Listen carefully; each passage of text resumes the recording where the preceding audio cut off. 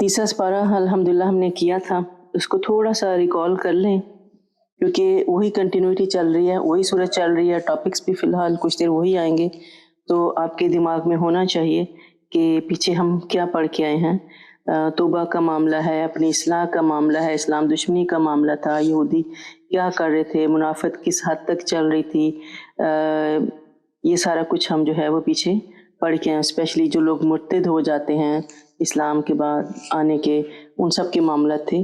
तो आगे हम देखते हैं कि अल्लाह ताला हमें चौथे सिपारे में क्या फरमाते हैं। लन तनालुल बिर्रा हत्ता तुनफिकू मिम्मा तुहिब्बून वमा तुनफिकू मिन शैइन फइन्नल्लाह बिही अलीम। तुम उस वक्त तक नेकी को नहीं पा सकते जब तक वो कुछ अल्लाह की राह में खर्च ना करो जो तुम्हें महबूब हो, और जो कुछ तुम भी खर्च करोगे अल्लाह उसे खूब जानता है। अब ये आयत आ गई है खर्च करने की। हम पीछे बार बार पढ़ के आए हैं कि अल्लाह की राह में खर्च करना कितना इम्पोर्टेंट है और अल्लाह ताला कितना सदकात को पसंद करता है, कितना बढ़ा चढ़ा के कबूल करता है। अब यहाँ पे अल्लाह ताला जो है वो बता रहे हैं कि तुम उस नेकी को जो हम चाहते हैं कि अल्लाह हमें जो मेराज नेकियों को थी वहाँ तक पहुँचा दे, तो उसको पाने के लिए हमें अपनी पसंदीदा 3 बेस्ट चीज़ों में से अल्लाह की राह में खर्च करना पड़ेगा। जो चीज़ें हमारे पास स्पेयर होती हैं अगर हम वो भी दे देते हैं तो इट्स ओके। ये लेवल होते हैं तकवा के। ये नहीं कि अब वो हम दे नहीं सकते, खाना एक्सपायर पड़ा तो कहो नहीं जी ये अब नहीं देना क्योंकि अल्लाह को पसंद नहीं है, ऐसा नहीं है। हम वो काम भी कर सकते हैं, लेकिन जब दिल रियली चाहे कि अल्लाह का ख़ास आपको कुर्ब हासिल हो, अल्लाह की ख़ास रज़ा हासिल हो, तो फिर बड़ी से बड़ी जो चीज़ है, जो आपकी फेवरेट चीज़ है, उसमें से अल्लाह की राह में जो है वो खैरात करें। अब अल्लाह की राह में देने का या अपनी जो चीज़ें हमें मिली, इस आयत को मैं ज़्यादा खोल रही हूँ क्योंकि आमतौर पे हमें इसकी समझ में नहीं आती। हम सारा मतलब सिर्फ लेते हैं माल से, लेकिन पीछे हम पढ़ के हज़रत मरियम की वालिदा ने क्या किया था, अपनी औलाद अल्लाह की राह में दी थी। औलाद से बढ़ के प्यारा होता है किसी का कुछ? हज़रत मरियम ने अपनी औलाद, उनकी वालिदा ने मन्नत मानी थी कि मैं अल्लाह की राह में अपना बेटा दूंगी, वक्फ कर दूंगी। तो फिर वो बेटी भी हुई तो उन्होंने कर दी, मरियम अलैहिस्सलाम को दे दिया था अल्लाह की राह में। फैसले अल्लाह के ही थे, लेकिन अल्लाह ताला इंसानों की थ्रू करवा रहा होता है ना चीज़ें हैं।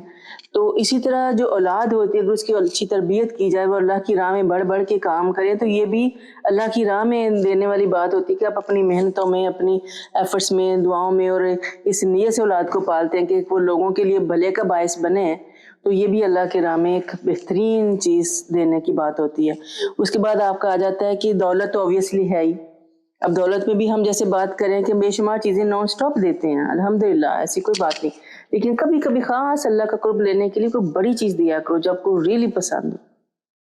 कोई अपनी ज्वेलरी फॉर एग्जाम्पल, और मैं इसलिए कह रही हूँ क्योंकि मैं आपको बात वही करूँगी जो मैं खुद करती हूँ, ठीक है जी। उसके एवज तो मैं पैसे दे दूंगी, हाँ, मुझे जेवर देना पड़ा, बट आई डिड, बहुत बड़ी बात, आई डिड, अल्लाह का कुर्ब हासिल, बिल्कुल।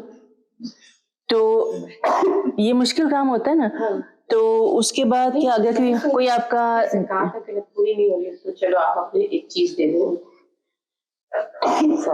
लेकिन आप ये कह रही हैं कि ऐसी अल्लाह का कुर्ब हासिल करने के लिए जी हाँ कुर्बानी कर सकते हैं। अदर देन ईद के दिनों में आप अल्लाह की राह में कुर्बानी करें ना, कुर्बानी जस्ट टू प्लीज अल्लाह। फिर क्या होता है, आप अपना कोई जोड़ा है पसंद है, या आपके पास बेशुमार जोड़े हैं अपने ईद के लिए, मल्टीपल बनाए हैं, और या उनके लेवल का कोई एक लेके आप किसी को दे दें, यू नो, तो अल्लाह ताला को बेहतरीन चीज़ों में से सदका दो। अल्लाह ताला को अपनी बेहतरीन जो आप अपने लिए पसंद करते हैं, अल्लाह ताला कहता है अपने से तुम अच्छी से अच्छी पसंद करती हो, और मेरे लिए जो आपका लेफ्ट ओवर होता है या गिवन होता है या अनवांटेड गिफ्ट्स होते हैं, हम वो निकालते हैं, घटिया चीज़ें। तो ये भी एक ईमान का लेवल होता है, ईमान के टेस्ट होते हैं, कौन किस लेवल तक जाता है। तो अब हम देखेंगे कि अल्लाह ताला कहते हैं कि तुम जो कुछ भी करते हो मुझे पता है, थोड़ा कम या उससे ज़्यादा मैं हर चीज़ जानता हूँ, और किस केपेबल हो मैं वो भी जानता हूँ। अब हम अपने आप को खुद एक्सक्यूज देते रहते हैं ना, تو اللہ تعالیٰ کہتے ہیں میں سب جانتا ہوں. اب ہوا یہ کہ انصار میں حضرت ابو طلحہ جو رضی اللہ عنہ ہیں ان کے باغ سب سے زیادہ تھے. یہ انصار کون تھے؟ جو مدینہ کے رہنے والے تھے.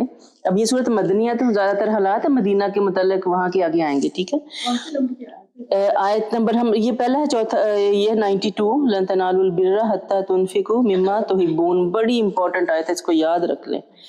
اللہ تعالیٰ فرماتے ہیں کہ اچھا ان کے پاس ایک باغ تھا بیرہا کے نام سے، اور وہ آپ نبی کریم صلی اللہ علیہ وسلم کو بہت پسند تھا کیونکہ وہ بہت ہی زیادہ پھل دینے والا اور خوبصورت باغ تھا. اس میں کنواں بھی تھا میٹھے پانی کا جہاں سے نبی کریم صلی اللہ علیہ وسلم اکثر جا کے پانی پیا کرتے تھے.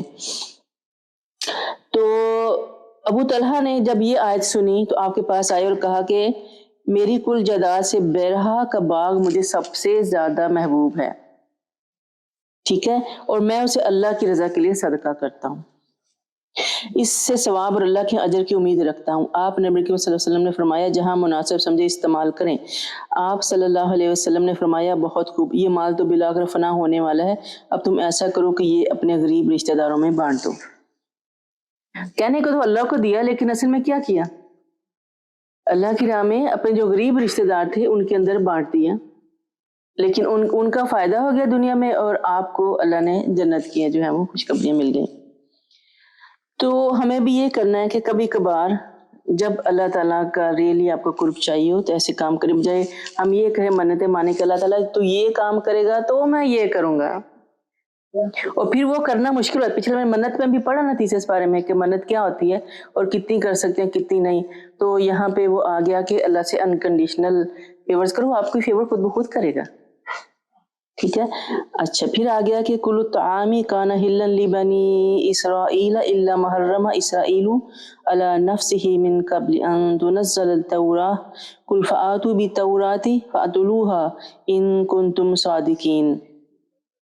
بنی اسرائیل کے لیے کھانے پینے کی سب چیزیں حلال تھی سوائے اس کے جنہیں تورات کے نزول سے پیشتر اسرائیل یعنی یعقوب نے خود اپنے اوپر حرام کر لیا تھا. آپ ان سے کہیے کہ اگر تم اپنے دعوے میں سچے ہو تو تورات لاؤ اور اس میں سے وہ عبارت پڑھو. پھر اس کے بعد جو بھی اللہ کی طرف جھوٹی باتیں منسوب کریں تو ایسے ہی لوگ ظالم ہیں. اللہ نے سچ فرمایا کہ لہٰذا تمہیں حضرت ابراہیم کے طریقہ کی اتباع کرنی چاہیے جو اللہ ہی کے ہو گئے تھے اور مشرک نہ تھے. اب یہاں پہ ایک چھوٹا سا میں بتا دیتی ہوں کہ یہ تھا کہ حضرت یعقوب علیہ السلام نے یہ کچھ چیزیں جب وہ نبی تھے تو اپنے اوپر خود، جیسے بندہ کہتا ہے نا کہ پرہیز کے طور پہ کچھ بیماری کی وجہ سے کچھ چیزیں بندہ منع کر لیتا ہے اپنے اوپر، تو وہ اللہ کی طرف سے حرام شدہ نہیں تھیں. انہوں نے اپنی ذات کے اوپر کچھ دیر کے لیے کچھ چیزیں منع کر دی. جیسے ہمیں کہتے ہیں جب یورک ایسڈ ہوتا دالیں نہ کھاؤ تو بینز نہ کھاؤ تو یہ نہ کھاؤ، کوئی کنڈیشن ہوگی. تو ان لوگوں نے جو یہود تھے انہوں نے بنا لیا تھا کہ یہ چیزیں جو تھیں وہ حرام تھیں. تو اللہ تعالیٰ ان کو کہہ رہا کہ اگر ایسی بات تھی تو تم پھر لاؤ نا، تو رات کی عبارت لا کے دکھاؤ نا کہاں لکھا ہوا تھا. اصل بات وہ جو کتاب میں لکھی ہے، آپ اپنے آپ سے جو مرضی کہتے رہیں. پھر اللہ تعالیٰ فرماتا ہے کہ کل صدق اللہ فتابعوا ملت ابراہیم حنیفہ، کہ اللہ نے سچ ہی فرمایا ہے لہذا تمہیں حضرت ابراہیم کے طریقہ کی اتباع کرنی چاہیے کیونکہ وہ بالکل مشرک نہیں تھے. اور اس کے بعد آتا ہے کہ بلا شبہ سب سے پہلا جو گھر جو لوگوں کے لیے تعمیر ہوا وہ مکہ ہے، برکت والا ہے، تمام جہانوں کے لیے ہدایت ہے، اس میں کھلی کھلی نشانیاں مقام ابراہیم ہے. جو شخص اس گھر میں داخل ہوا اور مامون و محفوظ ہو گیا، اور لوگوں پر اللہ کا یہ حق ہے کہ جو اس تک پہنچنے کی استطاعت رکھتا ہو وہ اس کا حج کرے، اور جو نہ مانے تو اللہ تعالیٰ تمام دنیا والوں سے بے نیاز ہے. یہ بیسکلی دین کی کچھ اصولی باتیں آ گئیں کہ جیسے اللہ تعالیٰ کی عبادت کرنا جو ہے وہ، اور یوم آخر پر ایمان رکھنا جو ہے ہمارے ایمان کا حصہ ہے. یہ یہود جو تھے وہ اعتراض کرتے تھے کہ بیت المقدس کو چھوڑ کے اب ادھر کیوں مڑ گئے ہیں.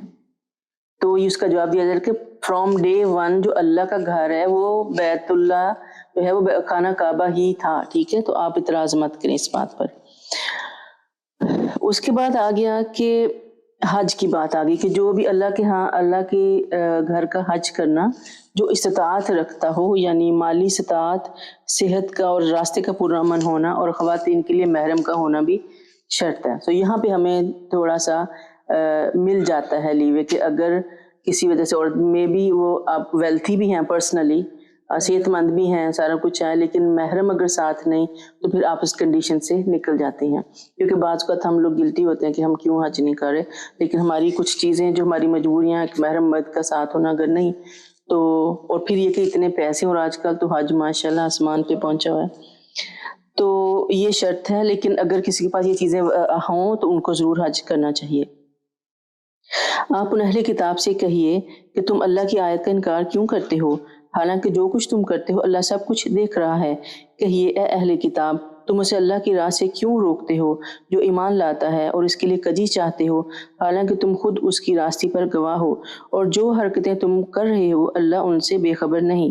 اے ایمان والو، اگر تم اہل کتاب کے ایک فریق کی بات مان لو گے تو یہ تمہارے ایمان لانے کے بعد تمہیں پھر کافر بنا کے چھوڑیں گے.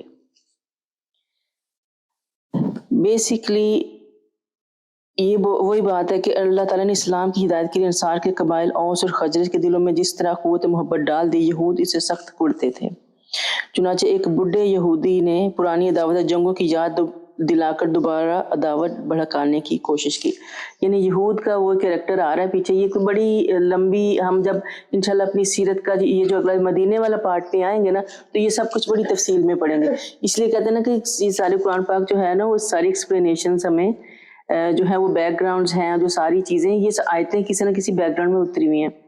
ابھی ہم دیکھ رہے ہیں ساری مدینہ کے جو یہودی ہیں، جو ان کی بار بار کی جو تکراریں ہیں، ان کے جوابات آ رہے ہیں ہمارے پاس ان آیتوں میں.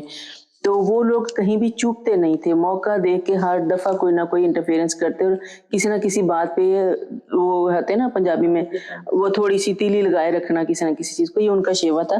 تو اللہ تعالیٰ وہاں سے ان کو جوابیں دے رہا کہ یہ لوگ جو تھے وہاں پہ، جو لوگ مسلمان ہو گئے تھے آپس میں بھائی چارہ ہو بھی گیا تھا جی، ان کو بھی لڑانے بڑھانے کا کام کرتے رہتے تھے. تو اللہ تعالیٰ کہہ رہا ہے کہ تم کسی ایک کی جو ہے ایک کتاب میں سے ایک کا ساتھ دو گے تو یہ تمہیں کافر بنا کر ہی چھوڑیں گے. وَكَيْفَ تَكْفُرُونَ وَأَنْتُمْ تُتْلَى عَلَيْكُمْ آيَاتُ اللَّهِ وَفِيكُمْ رَسُولُهُ وَمَنْ يَعْتَصِمْ بِاللَّهِ فَقَدْ هُدِيَ إِلَى صِرَاطٍ مُسْتَقِيمٍ. تم کفر کیسے کر سکتے ہو جب کہ تمہیں اللہ کی آیات پڑھ کر سنائی جاتی ہیں اور اللہ کا رسول تمہارے درمیان ہے، اور جو شخص اللہ کا دامن مضبوطی سے تھام لے گا وہ ضرور صراط مستقیم کی ہدایت پائے گا. اچھا، اعتصام جو ہے وہ بیسیکلی اللہ کے دین کو مضبوطی سے تھام لینا ہوتا ہے. وہ لکھا ہوا نا وَمَن يَعْتَصِم بِاللَّهِ، تو اللہ کا جو دامن ہے بیسیکلی اللہ کے دین کو مضبوطی سے پکڑنا ہے اور اللہ کی اطاعت کرنا ہے. ڈرنے کے حق سے مراد یہ ہے کہ انسان جو ہے وہ گناہوں سے ڈرے، برائیوں سے ڈرے اور تقوی اختیار کرے، اور اس کے دل میں اللہ کا ڈر ہو، اعلیٰ پائے کا اللہ کا ڈر، کہ اس کو حکم ایک منٹ کے لیے بھی، ایک لمحے کے لیے بھی اللہ کی نظروں سے دور نہیں ہوں. اس لیے اپنے اعمال کا انسان کو خود ہی احتساب کرتا رہنا چاہیے. اتنی احتیاط کا جب ہوا تو جو صحابہ تھے نا وہ تھوڑے سے گھبرا گئے کہ ہم کیسے اتنی احتیاط کیسے کر سکتے ہیں، انسان چوک بھی جاتا ہے. تو پھر یہ آیت نازل ہوئی کہ فَاتَّقُوا اللَّهَ مَا اسْتَطَعْتُمْ، یعنی جس حد تک تم سے ممکن ہے اس کی کوشش کرو. سو اللہ تعالیٰ کیا دیکھتا ہے؟ آپ کی نیت اور آپ کی کوشش. تو اپنی کوشش، اپنی کوشش کرتے رہو، باقی حالات آپ کے جو بھی ہیں جس طرح بھی آپ جو، وہ اللہ تعالیٰ تو دیکھ رہا ہے نا، وہ خود ہی فیصلہ کر لے گا، بس اپنی کوشش رکھو. تو آگے اللہ تعالیٰ فرماتے ہیں کہ یا ایھا الذین آمنوا اتقوا اللہ حق تقاتہ ولا تموتن الا وانتم مسلمون واعتصموا بحبل اللہ جميعا ولا تفرقوا واذکروا نعمت اللہ علیکم اذ کنتم اعداء فألف بین قلوبکم فاصبحتم بنعمتہ اخوانا وکنتم علی شفا حفرۃ من النار فانقذکم منہا کذالک یبین اللہ لکم آیاتہ لعلکم تہتدون. اے ایمان والو، اللہ سے ڈرو جیسے سے اس سے ڈرنے کا حق ہے. پھر وہی بات آگے کہ تقوی اختیار کرنا چاہیے. کوئی بھی زندگی میں لمحہ ایسا نہیں جب آپ بالکل اللہ سے غافل ہو جائیں.